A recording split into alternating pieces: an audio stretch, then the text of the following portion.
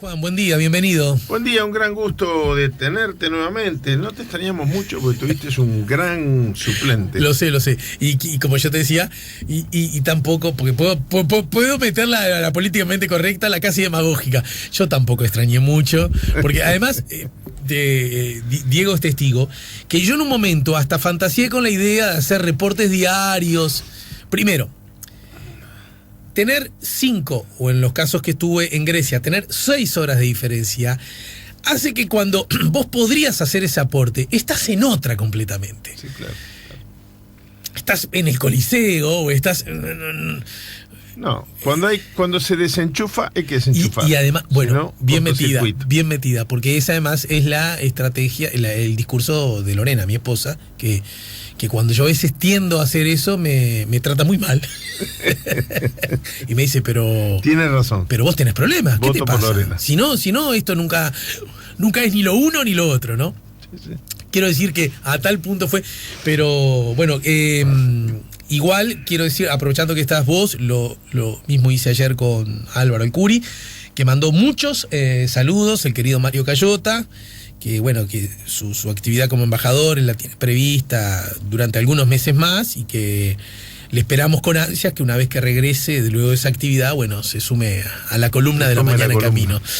Bueno, Juan, hay algunas cosas sobre las cuales quisiera hablar. Una tiene que ver con un asunto que yo, de verdad, te lo digo honestamente, desconozco, y tiene que ver con la posibilidad de una base norteamericana muy cerquita de acá, en la triple frontera. A mí me gustaría que hablaras de eso, pero la verdad no quiero que luzca como intentar sacar la pata del lazo. Se ha instalado en Uruguay un debate acerca de si eso no es dictadura Venezuela, y que ahora el Frente Amplio o algunos de sus dirigentes sí aceptan esa condición. Todo esto como un poco, algunos dicen como hijo del informe Bachelet, otros porque hay que ganar las elecciones y se pierden muchos votos por centro, la mar en coche. En todo caso, lo que yo aspiro es que hablemos de estos temas, mucho más aquellos que tenemos un firme, histórico y comprobado compromiso con la democracia, y que no tuvimos problemas en enfrentar a las dictaduras, a esta en particular, la que vivimos acá, pero que además nos preocupa Venezuela y los venezolanos, ¿no? Porque a veces siento que se habla de Venezuela solo como una especie de reposicionamiento electoral interno del Uruguay, pero de Venezuela y los venezolanos parece que importaran menos. De hecho, el último, no fue debate, la última vez que esto ganó grandes titulares en la prensa fue a partir de una conminación de, yo no sé cómo llamarle, porque no es candidato, pero está tomando medidas que parece que hubiera, en vez de sacado la mitad de los votos que su adversario, el doble. El doctor Julio María Sanguinetti planteó así, dijo, bueno, la elección es entre los que están a favor o en contra de la dictadura de Venezuela. Y entonces, mucha gente que ya se había manifestado además sobre el tema, lo único que hizo fue reiterarlo. Es evidente que hay un problema con las formas, con el contenido, y a mí un preso político no me resulta tolerable, sea cual sea el signo ideológico por el cual está preso. Dicho esto, yo quiero señalar también que tampoco me gusta la selectividad de las dictaduras. Y del mismo modo que por selectividad de dictaduras se reclaman los pronunciamientos permanentes, aunque ya hayan sido dichos, explicitados, sobre el caso de Venezuela, a mí me alarma que marchemos mucho al ritmo de que Venezuela es la peor situación de los derechos humanos en América Latina, porque no es. Yo voy a poner un ejemplo que tú sabes que a mí me toca muy de cerca. A ver, que no sea a mí... El derecho humano violado de una persona, de un ciudadano en cualquier país, aún en el nuestro, me violenta lo mismo, no creo que se pueda medir cuantitativamente. Pero no me gusta el doble discurso, ¿no? Por ejemplo, ¿por qué el doctor Sanguinetti conmina un pronunciamiento sobre Venezuela y, por ejemplo, no por Haití? ¿Será que la diferencia es que Haití tiene el apoyo de la OEA? ¿Será que Haití tiene el apoyo de Estados Unidos? porque yo que, como tú sabes, pasé una experiencia muy impresionante, que duró prácticamente un año, yendo y viniendo a Haití como jefe de misión de las 3 veedurías y mediadoras internacionales más importantes que hubo. Las 3 que hubo fueron Naciones Unidas, OEA y la Unión Europea. Dejé establecido algunos contactos y yo recibo prácticamente en forma semanal los videos de el nivel de represión que hay en Haití. Yo a veces pienso, si esto que está costando aproximadamente unas 15 vidas diarias ocurriera con una vida diaria en Venezuela, no se reventarían los cables de imagen de la televisión, de la radio en toda América Latina, en Uruguay también. En Haití, ¿tú sabes cómo se reprimen las manifestaciones? Se rocía a los manifestantes de combustible, se les prende fuego y cuando están ardiendo hasta la muerte, bajan lo que antes se llamaba la dictadura de Papadoc, los Tontón Macuc, los grupos paramilitares, por decirlo de alguna manera, porque unos están hasta uniformados, y los golpean con tablones hasta la muerte. ¿Tú te imaginas si esto estuviera ocurriendo en Venezuela? A ver, lo que digo es para justificar que puedan detener a alguien por sus ideas políticas o prohibirle ser candidato. No, de ninguna manera. Nadie creo que lo va a interpretar de este modo. Digo sí que hay un proceso de selección sobre de qué se puede hablar y de qué no, qué está mal callar y qué está mal no. Y yo digo, a mí me hubiera gustado porque sobrevoló que la comisionada de Derechos Humanos hiciera un pequeño alto en el camino en Haití. Dada el nivel de inhumanidad, yo creo que desconocido en la historia de nuestro continente hasta ahora, ni aún en la época de las dictaduras. Sin embargo, nadie le niega a Haití su asiento en la OEA, nadie pide que se le sancione, nadie pide que hayan informes especiales de la alta comisionada. Yo creo que el informe de la alta comisionada ha generado una reacción muy grande. Debo señalar también que lo que escribió no es lo mismo que dijo en Venezuela, donde también acusó a la oposición de utilizar métodos violentos que habían costado vidas. Esa frase desapareció después en el informe escrito. Entonces yo en general, Venezuela, el nombre que tú le quieras poner, rechazo de plano cualquier tipo de violación de derechos humanos y jamás he hecho un distingo ideológico. Tampoco me gusta que se haga con Venezuela ese distingo ideológico. Brasil, bueno, ojalá termine esto, pero yo voy a dar nombre porque lo está haciendo público, no me lo manda a mí exclusivamente, más allá de los informes de algunos queridos amigos como Jair Krischke del informe del movimiento de Paz y Justicia del Brasil, más de 80 años, de los cuales más de 60 los ha dedicado a la lucha por los derechos humanos. Pero yo, por las circunstancias, por haber acompañado a la gente del sindicato de gas cuando sus demandas con Petrobras, estando tú de viaje, hubo un avance y pudimos, por fin, después de muchos años de solo malas noticias, tener una celebración, que es que el Estado uruguayo se hace cargo de esa responsabilidad. Los usuarios van a seguir recibiendo el producto, pero al mismo tiempo se reintegran, porque es esencial para el servicio, los 180 trabajadores que habían sido despedidos, más los que estaban en seguro de paro. Bien, en Brasil, yo las noticias que tengo las recibo a través de Monseñor Peruso, el arzobispo de Curitiba, que me está hablando también de muertes diarias. No tengo números, si no los daría, pero de muertes diarias. ¿Eso en qué diario sale? ¿Qué candidato presidente conmina a los demás a pronunciarse? Todo este episodio, que luego se demostró que había sido todo ocurrido hasta bastante distancia de la frontera con Venezuela, no en territorio venezolano, bastante penetrado el territorio colombiano, de 4 camiones de de ayuda humanitaria que fueron incendiados, si no existiera el bloqueo económico, contra el cual también estoy en desacuerdo. Estoy en desacuerdo con la violación de derechos humanos y estoy en desacuerdo con que se castigue al pueblo. Nosotros cuando estábamos... A mí mucha gente me pone en las redes esa pregunta, pero ¿cómo tú, un ex exiliado, valga la cacofonía, la redundancia, cacofonía en realidad, Sí. ahora no se solidariza con el exilio venezolano? No, no me solidarizo, ni con la violación de derechos humanos, ni con el exilio venezolano. Porque si hay algo que esa amplitud enorme del exilio uruguayo que iba...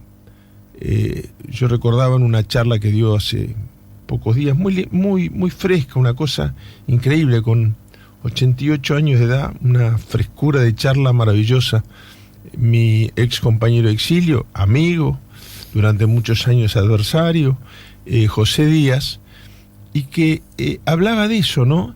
En esa amplitud enorme del exilio uruguayo que iba desde muchos blancos del interior, exiliados en Madrid, bueno, la figura de Wilson, a figuras de izquierda, en aquel momento extraparlamentaria, incluso algunos sectores que luego se incorporaron al Frente Amplio, pero que durante el exilio no militaban en el Frente Amplio, como el caso del PVP, como el caso de la ROE, como el caso...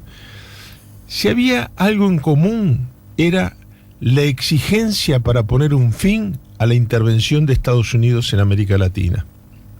Entonces yo no me puedo sentir identificado con un exilio que lo que pide es la intervención militar en su país. Nosotros jamás hubiéramos permitido que a Estados Unidos se le pasara por la cabeza mandar un marín a el Uruguay. Es más, acusábamos a Estados Unidos, y en eso volcábamos la mayor parte de nuestro esfuerzo, de intervenir con ayuda militar, que logramos cortarla, a el régimen. No pedíamos sanciones económicas. No pedíamos sanciones económicas, mucho menos una intervención militar en nuestro territorio soberano. Lo que pedíamos era que nos dejaran a los uruguayos solucionar nuestros problemas. Y creo que el día que el exilio venezolano pida que le dejen a los venezolanos solucionar por sí sus problemas, yo me sentiría identificado. Y para terminar, ¿cuál es la razón por la cual un día Astori, otro día Martínez y otro día Mujica, los tres utilizan la palabra dictadura refiriéndose a... Bueno, yo Venezuela? creo que, lo acabo de decir, yo creo que fue una respuesta al doctor Sanguinetti, que los acusó de estar apoyando la dictadura venezolana. Yo nunca le escuché a ninguno de los cuatro ninguna expresión de solidaridad con que hubiera presos políticos en ningún país de América Latina. Uh-huh. Mujica lo había hecho También mucho. luce como una novedad que utilizan la palabra dictadura, ¿no? En el caso de Mujica no. En el caso de Mujica no. Ahora que me lo decís, me dejas un poco mal parado. ¿Tú decís que Mujica ya había dicho que Sí. Venezuela es una dictadura? Sí. Pero, repito, a mí me gustaría que, primero, no me gusta que un candidato conmine y después baje a otro de la lista al Senado, y después, no me gusta. Creo que el clima político viene muy enrarecido y que todos tenemos que hacer una gran autocrítica por ese clima enrarecido, porque corta muy horizontalmente de repente.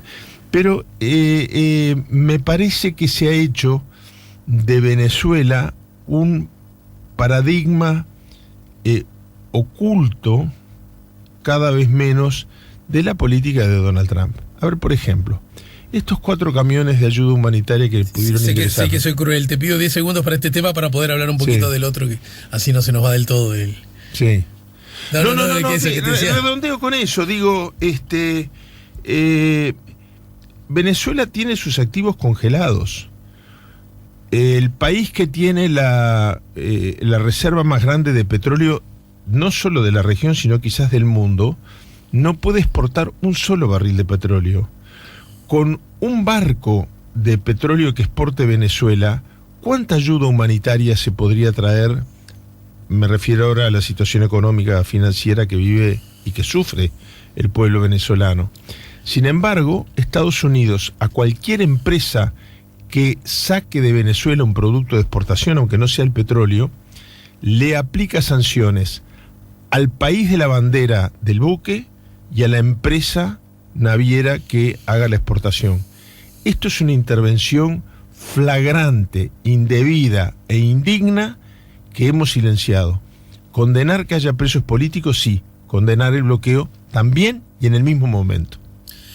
¿Hay alguna chance de que haya entonces una base militar de los Estados Unidos en la triple frontera? Algo más que eso. El Parlamento, la triple frontera, para los oyentes, es la frontera que divide en un mismo punto, único, esta ciudad del este, muy conocida por el nivel de criminalidad y peligrosidad para todos sus habitantes.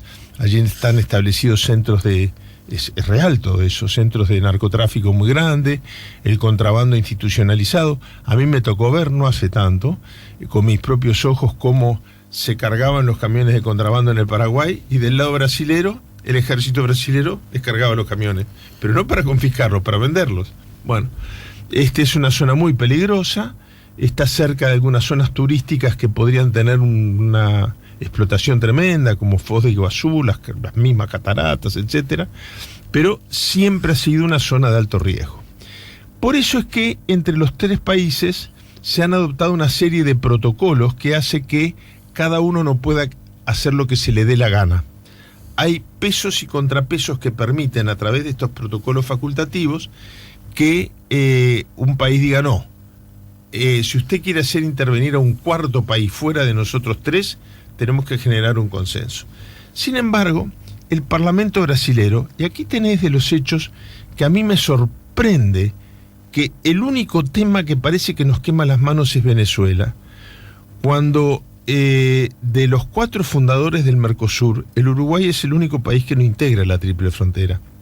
Sin embargo, yo esto que voy a contar ahora le preguntaría sinceramente, con la mano en el corazón, a todas las oyentes y los oyentes que nos digan, o que piensen, si saben la noticia, si la han visto encabezar los noticieros de televisión, si la han visto generar opinión en América Latina.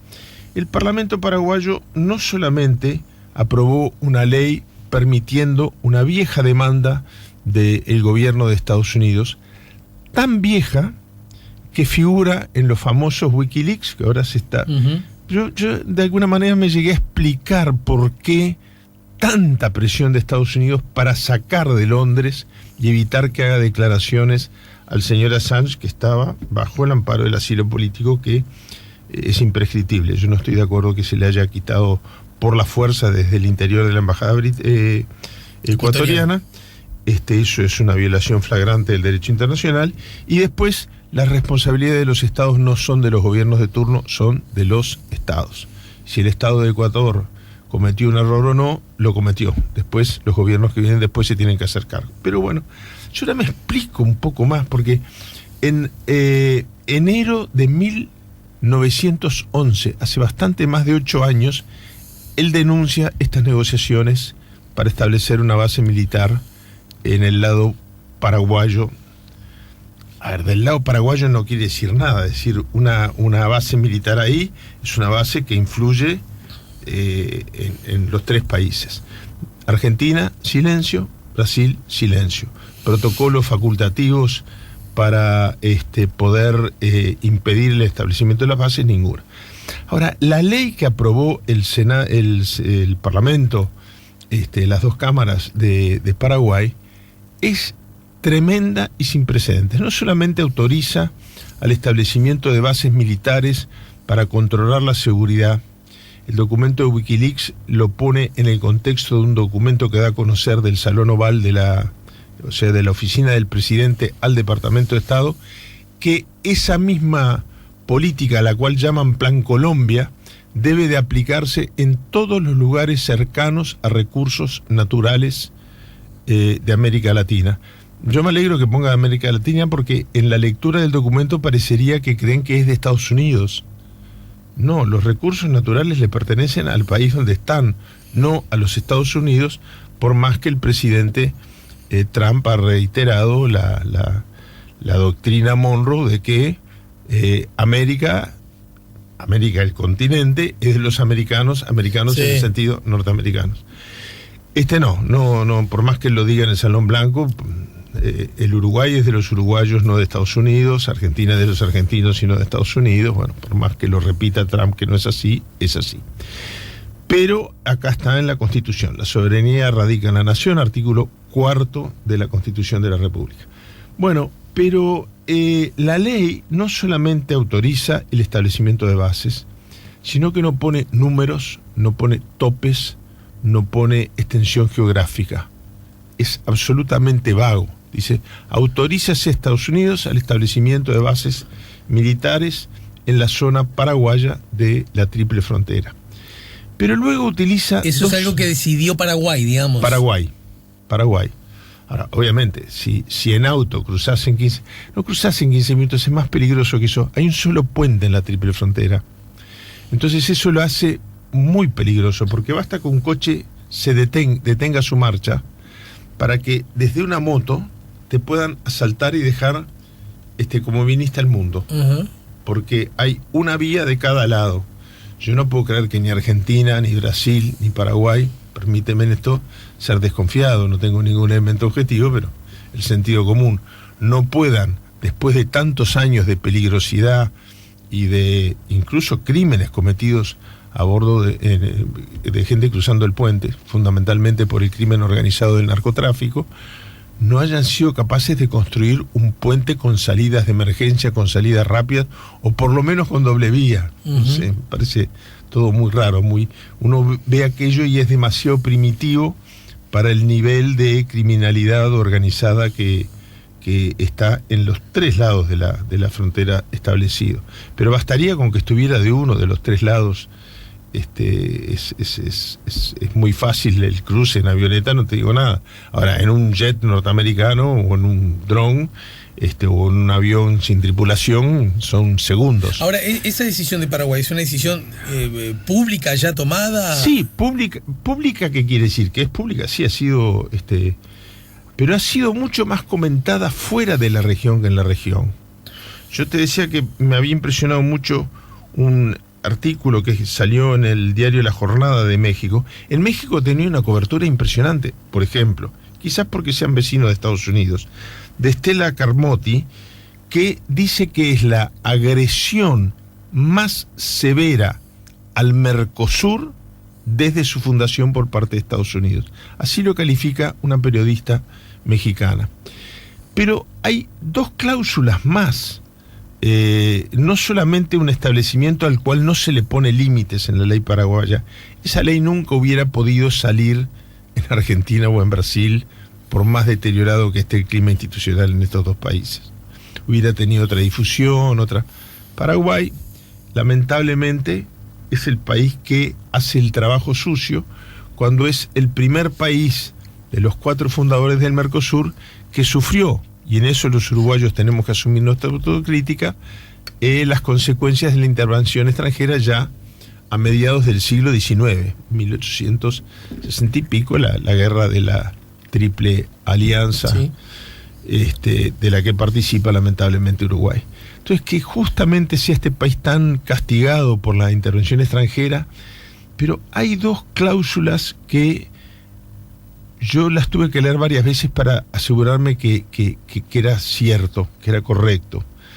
Una dice que los militares que intervengan, que estén acreditados en las bases militares que se instalaran, yo creo que en muy poco tiempo, ya la autorización legislativa está, gozarán de plena inmunidad diplomática. Es decir, cualquier crimen, incluso contra los nacionales de ese país, como ha ocurrido acá tuvimos un caso que tuvo mucha resonancia cuando existían las tropas de la MINUSTAH, las tropas multilaterales, nunca pedidas por Haití, eso tampoco nunca se ha dicho.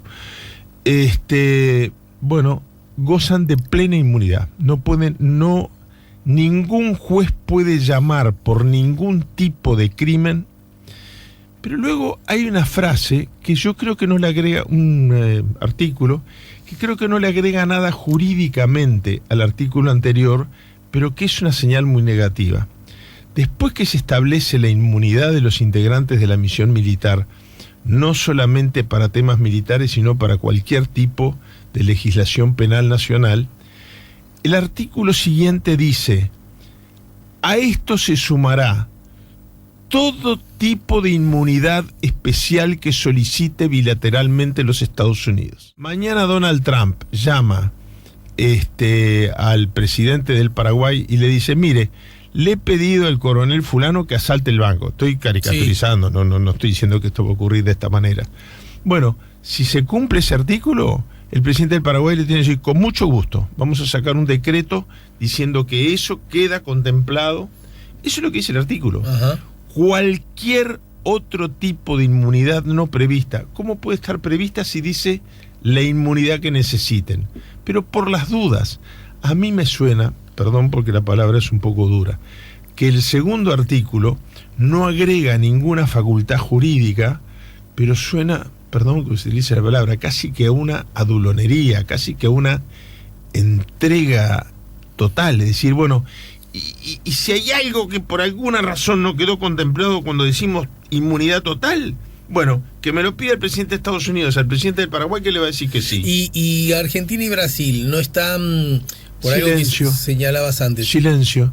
Yo veo tendrían los la posibilidad programas, de decir no, esto no. Claro, absolutamente. Tienen muchísimos mecanismos. Yo en esto no soy idóneo, es decir, no soy un especialista en el tema, pero sí, desde que existe la triple frontera, desde que empiezan a colaborar, pero estamos hablando ya de mucho antes de la fundación del Mercosur, sí, claro. Los tres países en la implementación de política de seguridad se han ido firmando sucesivos protocolos para evitar esto, a menos que no se quiera evitar. Ahora, a mí me ha llamado la atención... Nos queda el ultimísimo tramo. Me llama la atención que yo prensa brasilera no veo mucho, pero todos los programas que veo de grandes periodistas, algunos puedo discrepar o no, pero que hacen análisis muy concienzudo en Argentina, el tema no se toca. Con lo cual yo me sospecho que puede haber habido, me sospecho fundadamente, de que debe de haber habido algún tipo de acuerdo. Yo no creo que Paraguay se sienta con fuerzas para enfrentar en un tema tan delicado y lesivo de la soberanía territorial sin alguna consulta que le haya garantizado este manto de silencio con el cual se ha ocultado la noticia. Para terminar, ¿esto tiene fechas en cuanto a cuándo se concretaría? En caso... A partir de la vigencia de la ley, en el momento que Estados Unidos lo disponga. Bueno, Juan Raúl, muchas gracias. Gracias, como siempre, por el encuentro de esta semana. Y contigo ya nos reencontraremos en agosto. Naturalmente sí, pero naturalmente quiero dejar sentado mi profundo pesar por el fallecimiento de la esposa del presidente de la República. Me voy a hacer presente. Creo que es un hecho muy, muy triste para el Uruguay entero y naturalmente muy por encima de partidos o de simbologías.